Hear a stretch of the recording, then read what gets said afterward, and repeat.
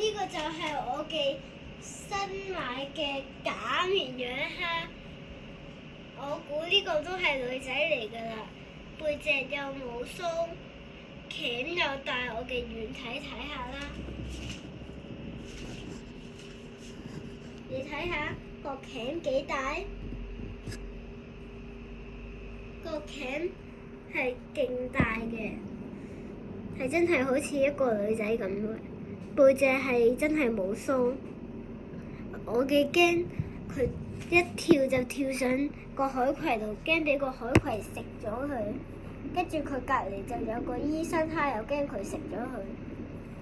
醫生蝦好暴力，佢會成日都食到啲蝦魚，佢扮醫人，但其實佢食緊魚。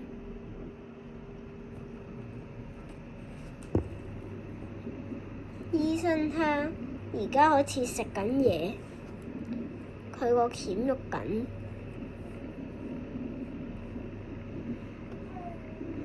你睇，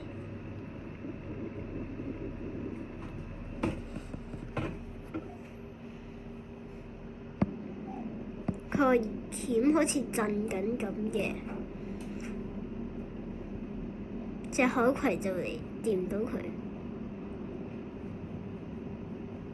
條鬚。